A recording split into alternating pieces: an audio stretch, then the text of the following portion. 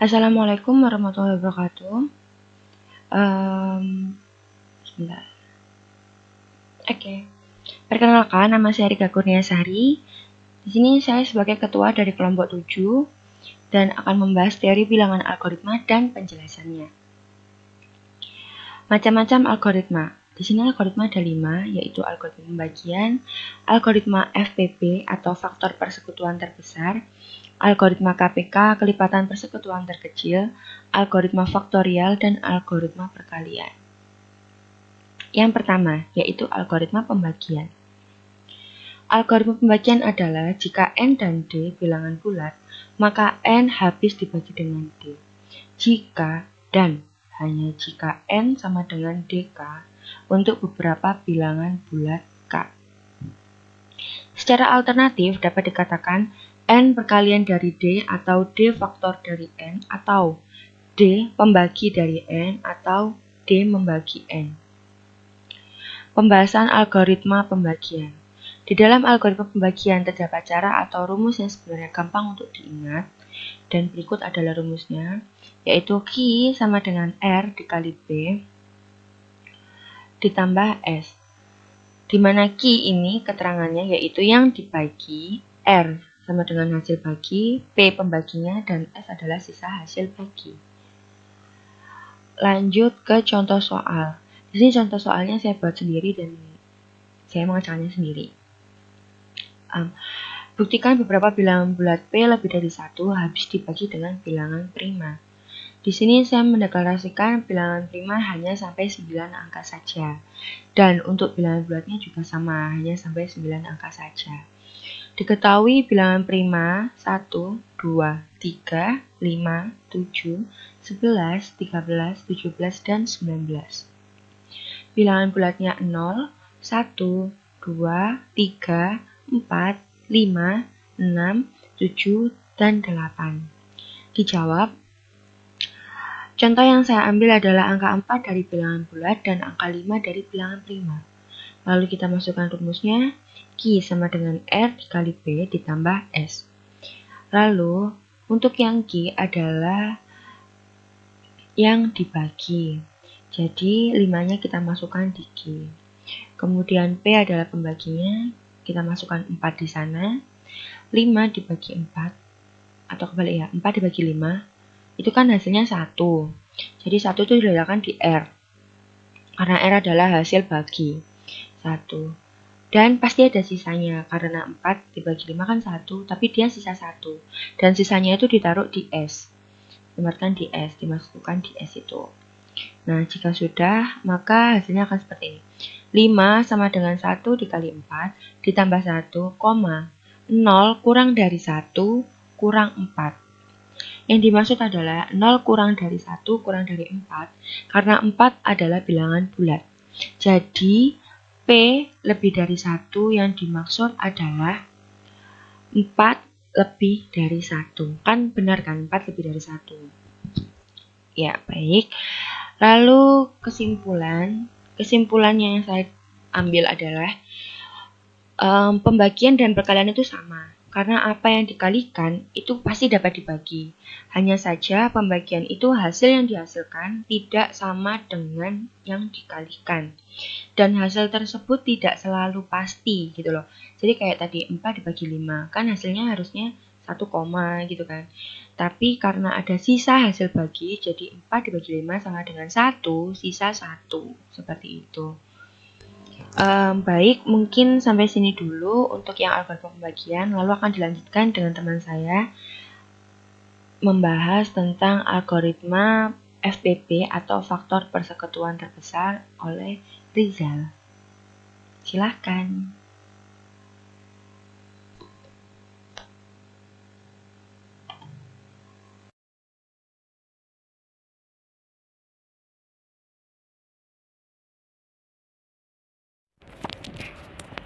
Assalamualaikum warahmatullahi wabarakatuh. Saya di sini bernama Muhammad Rizal Dwi Yulianto, kelas R Informatika.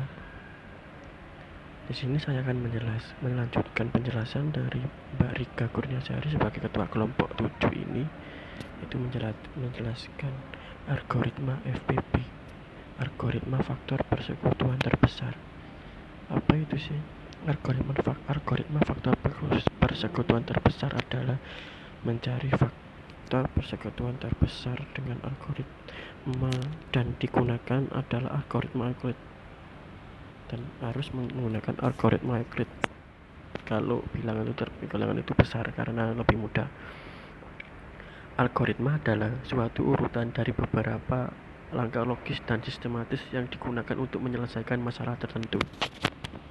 Dan di sini definisi algoritma adalah proses atau serangkaian aturan yang harus diikuti dalam perhitungan ataupun operasi pemecahan masalah lainnya, terutama oleh komputer. FPP sendiri itu apa sih? FPP sendiri itu memiliki arti bilangan bulat positif terbesar yang dapat membagi habis kedua bilangan itu. Dalam bahasa Inggris, FPP juga dikenal dengan Greatest Common Divisor atau disingkat GCD, dan juga GCF, yaitu Greatest Common Factor, dan ada lagi Highest Common Factor yang disingkat HCF. Di sini saya akan menjelaskan untuk mencari faktor persekutuan terbesar dengan cara faktorisasi prima. Dalam cara ini kita menggunakan pohon faktor untuk mendapatkan faktorisasi prima, dan dengan faktorisasi prima tersebut kita dapat menentukan FPP. Di sini sebelum memulai, kita harus buat semua pohon faktor dari bilangannya yang ditanyakan. Di sebelah sini saya memilih contoh bilangan angka 30 dan 40. Dan situ ditemukan pohon faktornya 2, 3, dan 5 yang untuk 30, dan yang untuk 40 2, 2, 2, dan 5. Dan selanjutnya jika sudah menggunakan pohon faktor, kita tulis bilangan-bilangan prima tersebut dari pohon faktor masing-masing bilangan dalam bentuk perkalian, dan bentuk inilah yang disebut faktorisasi prima. Di sebelah gambar ini kita menemukan faktorisasi primanya, yaitu untuk 30 sama dengan 2 kali 3 kali 5, dan untuk 40 2 kali 2 kali 2 kali 5. Terus langkah selanjutnya pilih semua bilangan prima yang sama dengan pangkat terendah dari setiap bilangan, dan kita menemukan angka 2 dan angka 5. Terakhir, kalikan bilangan-bilangan prima yang sama tersebut sehingga diperoleh nilai FPP yang ditanyakan. Dan angka 2 dan angka 5 dikalikan menjadi angka 10. Jadi FPP dari angka 30 dan 40 adalah 10. Mari kita ganti slide. Untuk saat ini saya akan memberi contoh soal dengan angka FPP yang lebih besar, yaitu tentukan FPP dari 140 dan 250. Cara yang pertama, kita harus mencari pohon faktornya. Seperti contoh di gambar, itu kita dapatkan angka 2 dan angka 2 dan angka 5 dan angka 7 untuk yang 140. Dan untuk yang angka 250, angka 2, angka 5, angka 5, angka 5. Dari pohon faktor tersebut diperoleh faktorisasi 140 sama dengan 2 kali 2 kali 5 kali 7. Dan untuk yang 250 sama dengan 2 kali 5 kali 5 kali 5. Dan faktor prima yang sama dari kedua bilangan tersebut adalah angka 2 dan angka 5. Sehingga FPP dari kedua bilangan tersebut adalah 2 kali 5 sama dengan 10. Mari kita ganti slide. Dan cara algoritma Euclid. Algoritma Euclid merupakan suatu algoritma yang digunakan untuk mencari Greatest Common Divisor (GCD), atau bisa dikenal dengan faktor persekutuan terbesar dari dua bilangan, khususnya untuk bilangan-bilangan yang sangat besar sehingga tidak perlu mencari faktorisasi prima dari kedua bilangan tersebut yang terlalu lama untuk mencari FPP-nya jika kedua bilangan tersebut sangat besar. Secara ringkas, caranya adalah dengan membagi bilangan yang lebih besar, misalkan A, dengan bilangan yang lebih kecil, misalkan B. Pembagian tersebut akan menghasilkan hasil bagi Q1 dan sisa R1. Jika R sama dengan 0, maka FPP-nya adalah B. Tetapi bila R tidak sama dengan 0, maka prosesnya diulang lagi dengan membagi B dengan R1. R1 sebagai pembagian tersebut akan menghasilkan hasil bagi Q2 dan sisa R2. Jika R2 sama dengan 0, maka FPP-nya R1. Sisa pembagiannya sebelumnya. Jika R2 bukan 0, maka lakukan pembagian R1 dengan R2 sampai kita menghasilkan sisa baginya 0. Ini penjelasannya lebih jelas. bentuk persamaan berikut di mana A sama dengan Q1. Ini rumusnya. A sama dengan Q1 buka kurung B tutup kurung plus R1, atau juga 0 itu lebih kecil sama dengan R1 lebih kecil dari sama dengan B. Oke, maksudnya begini. Dari rumus tersebut, misalkan yang dicari FPP-nya dari 250 dan 140, maka kita lihat bentuk umum yang di atas tadi ya saya sebut. Dapat kita bentuk persamaannya 250 sama dengan 1 dikali 140 plus 11. 250 adalah nilai A dan 140 adalah nilai B. Dan 1 dan 110 itu dari mana? Itu dari 250 dibagi 140, hasilnya kan 1, tapi masih ada sisa. Nah, sisanya kan itu 140. 110 itu menjadi R1 dan 1 menjadi Q1. Ini langkah kedua. Jika bertemu kasus bahwa R sama dengan 0, maka berarti B membagi habis, sehingga FPP-nya antara A dan B adalah B. Namun jika kasusnya adalah R bukan 0 dengan persamaannya berikut ini, yaitu A sama dengan Q1 buka kurung B tutup kurung plus R, dimana kalau kita dilihat dari persamaan yang pertama, ternyata bilangan di bagian ujung itu kan bukan 0 tapi 110. Jadi berdasarkan penjelasan tersebut, maka dibentuk lagi persamaan berikutnya.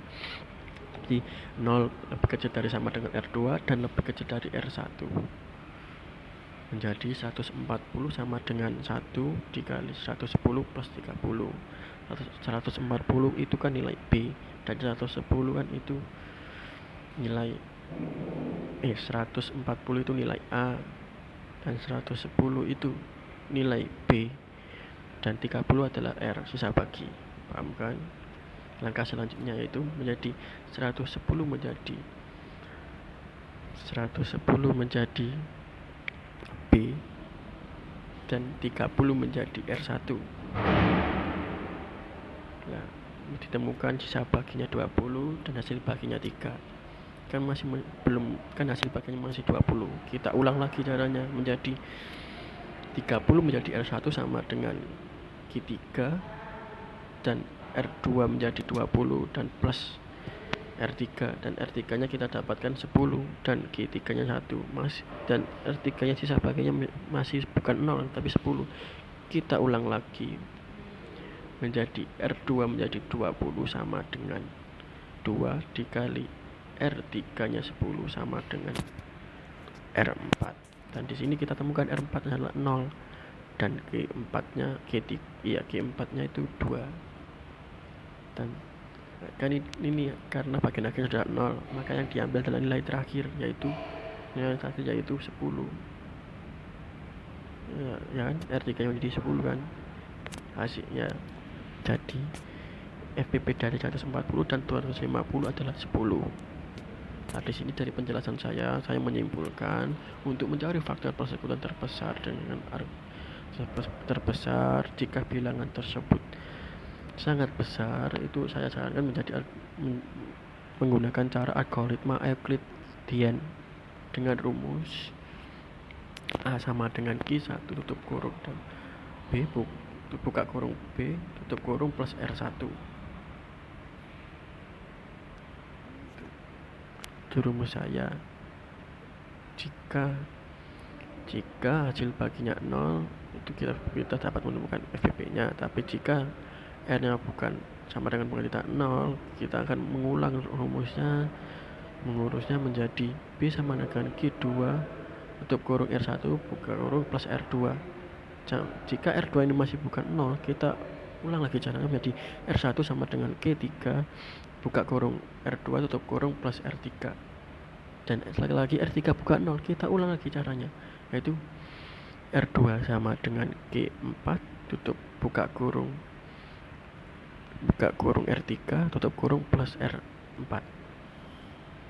Jika ini R4 sudah 0, maka R3 adalah FPP-nya dari kedua bilangan tersebut.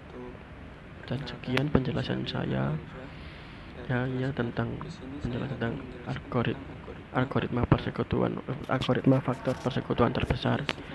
Dan selanjutnya yaitu penjelasan tentang algoritma KPK akan dijelaskan oleh Mas Rian. Berikan terima kasih. Waalaikumsalam warahmatullahi wabarakatuh. Yaitu A terbagi C dan B terbagi C. C merupakan kelipatan persekutuan dari A dan B. Maka jika A dan B sama dengan D, yaitu A terbagi D dan B terbagi D, tetapi C harus tetap kelipatannya terkecil. Banyak metode untuk mencari algoritma KPK. Yang pertama menggunakan kelipatan persekutuan. Kelipatan persekutuan merupakan kelipatan yang sama dari dua bilangan atau bisa juga lebih. Contohnya, KPK dari 4 dan 6 adalah: yang pertama kita akan mencari kelipatan dari 4, yaitu 4, 8, 12, 16, 20, 24, 28, 32, 36, dan seterusnya. Yang kedua, kita mencari kelipatan 6 adalah 6, 12, 18, 24, 30, 36, dan seterusnya.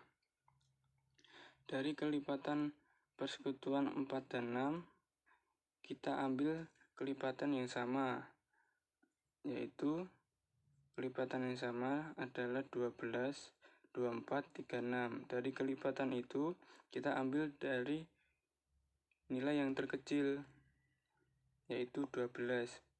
Jadi, KPK dari 4 dan 6 adalah 12. Metode yang kedua, menggunakan faktorisasi prima. Cara mencari KPK dengan menggunakan faktorisasi prima adalah dengan mengalihkan semua bilangan faktor. Jika misalnya ada yang sama, maka usahakan untuk mengambil nilai yang paling besar. Namun, jika keduanya sama, maka ambillah salah satunya. Biasanya dengan faktorisasi prima yang diajarkan ketika SD dengan cara membuat pohon pemfaktoran. Contohnya, KPK antara 16 dan 24 adalah: kita harus mencari dengan pohon pemfaktoran.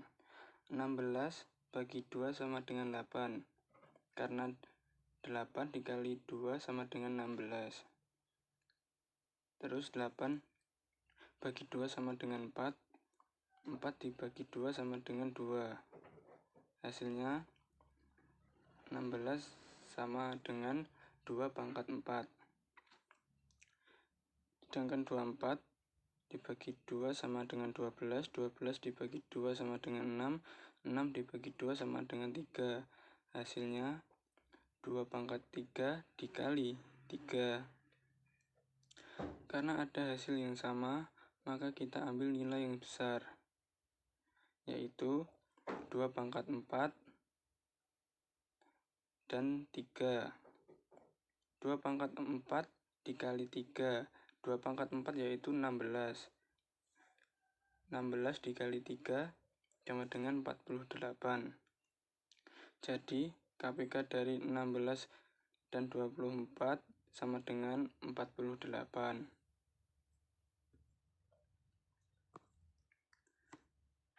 Metode ketiga menggunakan metode Euclid. Mencari KPK dengan metode ini secara otomatis kita juga terlebih dahulu mencari FPB-nya. A dan B sama dengan A yang dibagi sama dengan B pembagi, H hasil bagi, tambah S sisa bagi. Contohnya, carilah nilai KPK dari 328 dan 184. A-nya 328 dan B-nya 184. 328 sama dengan 184 kali 1 tambah 144. 328 adalah yang dibagi dan 184 adalah pembagi. 328 dibagi 184 hasilnya 1. dan sisanya 144. Terus pembagi kita turunkan dan ditaruh ke depan, yaitu 184 sama dengan 144 kali 1 tambah 40. Lalu 144 sama dengan 40 dikali 3 sisanya 24. Lalu 40 sama dengan 24 kali 1 sisanya 16. Lalu 24 sama dengan 16 kali 1 tambah sisanya 8. 16 sama dengan 8 kali 2 sisanya 0. Kita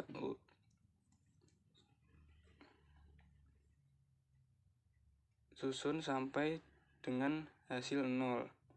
Jika hasilnya sudah 0, jadi FPB-nya adalah 8. Kita ambil dari angka di atas urutan pembagian tadi, di atas 0, tepat di atas 0, yaitu 8.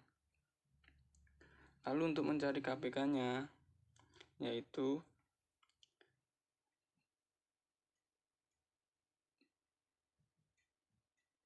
KPK sama dengan 328 dikali 184 per FPB dari 328 dan 184.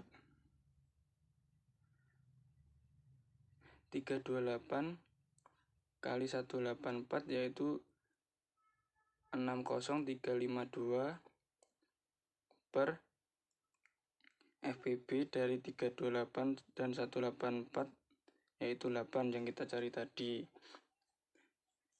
60352 dibagi 8 hasilnya 7544. Jadi KPK dari 328 dan 184 adalah 7544.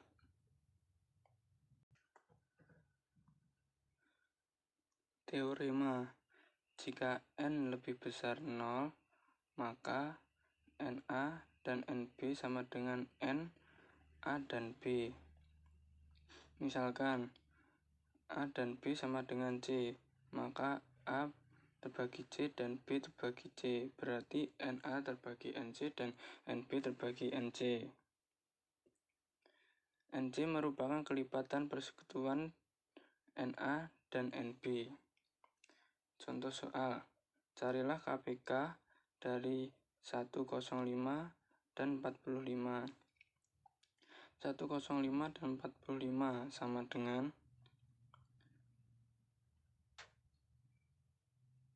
15 kali 7 untuk 105 dan 15 kali 3 untuk 45. Karena 15 kali 7 adalah 105 dan 15 kali 3 adalah 45.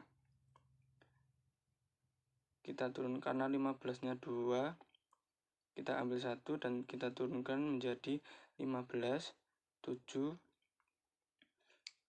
kali 3. 7 kali 3 hasilnya 21. Jadi 15 kali 21 sama dengan 315. Jadi KPK dari 105 dan 45 adalah 315.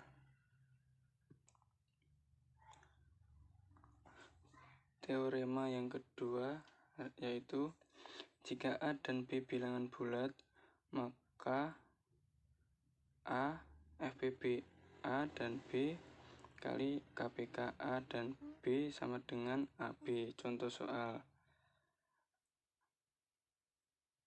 FPB 16 dan 20 sama dengan 4 dan 16 dan KPK 16 dan 20 sama dengan 80.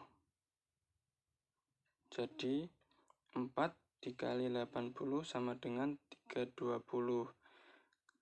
320 Jika dikalikan, hasilnya yaitu dari 16 kali 20. Jadi kesimpulannya, KPK merupakan kelipatan dari suatu bilangan yang nilainya terkecil.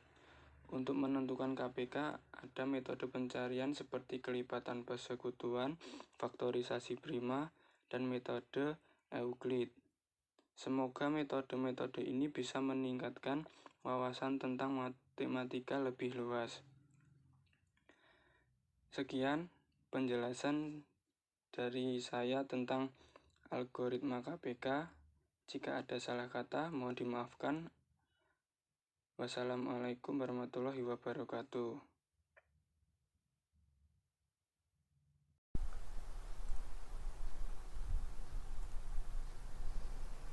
Ya, assalamualaikum warahmatullahi wabarakatuh. Perkenalkan, nama saya Diko Akbar Febrian Parensia dari jurusan Teknik Informatika kelas R. Ya, di sini saya akan menjelaskan algoritma perkalian. Algoritma adalah deretan instruksi yang jelas dalam memecahkan suatu masalah, yaitu untuk memperoleh keluaran yang diinginkan dari suatu masukan dalam jumlah waktu yang terbatas. Perkalian adalah operasi matematika penskalaan satu bilangan dengan bilangan lain. Dapat disebut perkalian merupakan penjumlahan berulang. Operasi ini adalah salah satu dari 4 operasi dasar di dalam aritmatika, antara lain penjumlahan, pengurangan, pembagian, dan perkalian. Jadi dari kedua kesimpulan tersebut dapat diartikan algoritma perkalian adalah metode untuk mengalihkan dua angka untuk menghasilkan jawaban akhir. Ada beberapa metode yang dapat digunakan untuk menyelesaikan soal perkalian. 1. Metode penjumlahan, yaitu dengan menjumlahkan bilangan pertama sebanyak bilangan kedua ataupun sebaliknya.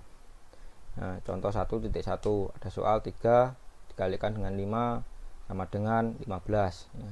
Cara pertama yaitu menjumlahkan bilangan pertama sebanyak bilangan kedua, yaitu 3 ditambah 3 ditambah 3 ditambah 3 ditambah 3 sebanyak 5 kali, yaitu bilangan kedua ini. Jadi ini menjumlahkan bilangan pertama sebanyak bilangan kedua. Nah, cara 2 yaitu dengan menjumlahkan bilangan kedua sebanyak bilangan pertama, yaitu 5 tambah 5 tambah 5 sebanyak 3 kali bilangan pertama ini, menghasilkan hasil 15, sama saja.